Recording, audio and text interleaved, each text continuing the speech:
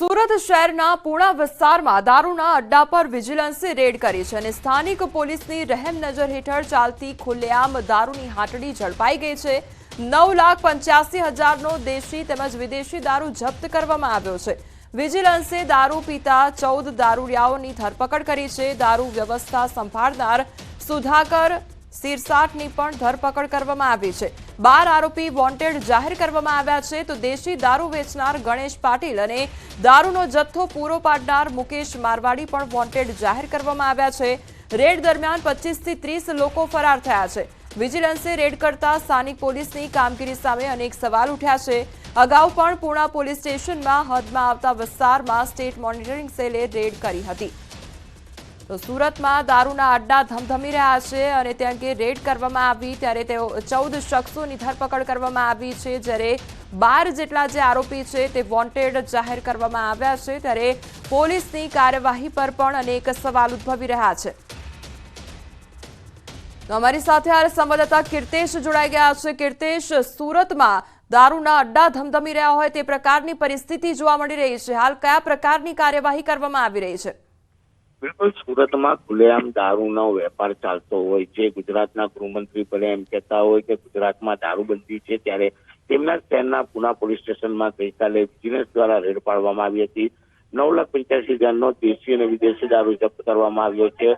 14 જેટલા દારૂડિયા પકડવામાં આવ્યા છે। 12 આરોપીઓને વોન્ટેડ જાહેર કરવામાં આવ્યા છે। રેડ દરમિયાન 25 થી 30 લોકો ભાગી છૂટવામાં સફળ રહ્યા હતા। જે પ્રકારે મોનિટરિંગ સેલ દ્વારા એટલે કે વિજિલન્સ દ્વારા રેડ પાડવામાં આવી છે, તેને લઈને લાખો રૂપિયાનો દારૂ ઝડપી પાડવામાં આવે છે। આ વિસ્તાર એવો છે કે જ્યાં શ્રમિકોનો સૌથી મોટો વિસ્તાર છે અને આ વિસ્તારમાં અગાઉ પણ વિજિલન્સ દ્વારા રેડ કરવામાં આવી છે। ત્યારે સવાલ એવો થાય છે કે આટલા મોટા દારૂના અડ્ડા ચાલે છે પણ પોલીસની નજર કેમ નથી પડતી, તેને લઈને સવાલો ઉભા થાય છે। અને જે વિજિલન્સ એટલે કે સ્ટેટ મોનિટરિંગ સેલ ગાંધીનગર બેઠા બેઠા તેમને ખબર પડતી હોય છે અને તેઓ દ્વારા દરોડા પાડીને કામગીરી કરવામાં આવતી હોય છે।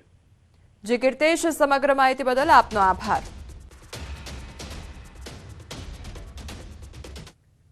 આ તરફ અરવલ્લીના શામળાજીની અણસોલ ચેકપોસ્ટથી દારૂ ઝડપાયો છે અને મોટી માત્રામાં દારૂ ઝડપી લેવામાં શામળાજી પોલીસને મોટી સફળતા પ્રાપ્ત થઈ છે। ટ્રકમાંથી 12.70 લાખની કિંમતનો 8,340 નંગ બોટલ દારૂ ઝડપાયો છે। બળતણના લાકડાની આડમાં લઈ જવાતો હતો દારૂ, ત્યારે ટ્રકમાં દારૂ લઈ જનાર 2 આરોપીઓને પોલીસે ઝડપી પાડ્યા છે। પોલીસે ટ્રક અને દારૂ સહિત 22.70 લાખનો મુદ્દામાલ જપ્ત કર્યો છે।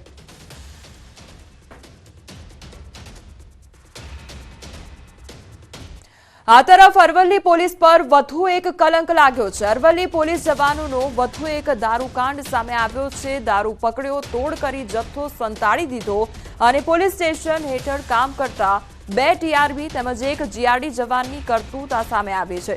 1.96 લાખનો આ દારૂનો જથ્થો જપ્ત કરવામાં આવ્યો હતો અને ત્યારબાદ તોડ કરી આ દારૂનો જથ્થો સંતાડી દીધો હતો। આરોપ છે કે ધનસુરના કોલબડા ગામની સીમમાંથી જીપ ડાલામાંથી 1.96 લાખની કિંમતનો 1239 બોટલો સગેવગે કરવામાં આવી હતી અને દારૂ ગૌચરમાં છુપાવી દીધો હતો। દારૂ સામે કાર્યવાહી કરવાને બદલે જીપ ડાલા ચાલક સાથે જ તોડ કરી દીધો હતો, જે બાદ ઉચ્ચ અધિકારીઓએ ધનસુરા પોલીસ સ્ટેશન પહોંચી કાર્યવાહી હાથ ધરી હતી અને 2 સુરક્ષાકર્મીઓની ધરપકડ કરવામાં આવી હતી। જોકે જીપ ડાલા ચાલક, 1 ટીઆરબી જવાન અને ખાનગી માણસ ફરાર છે।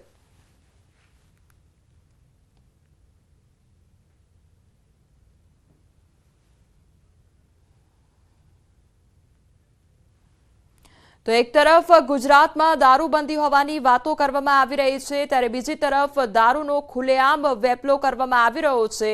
સુરત અરવલ્લીના દ્રશ્યો કે જ્યાં એક તરફ દારૂનું ખુલ્લેઆમ વેચાણ થઈ રહ્યું છે, બીજી તરફ એક એવી ઘટના અરવલ્લીની સામે આવી ચોંકાવનારી કે જ્યાં સુરક્ષા કર્મીઓ દ્વારા જ તોડ કરવામાં આવ્યો અને જે દારૂનો જથ્થો મળી આવ્યો હતો તેને છુપાવી દેવામાં આવ્યો હતો। તે અંગે હાલ કાર્યવાહી થઈ રહી છે અને તપાસ પણ ચાલુ છે। એટલે એક તરફ ગાંધીના ગુજરાતમાં દારૂબંધીની વાતો પોકળ સાબિત થઈ હોય તે પ્રકારના દ્રશ્યો જોવા મળ્યા છે।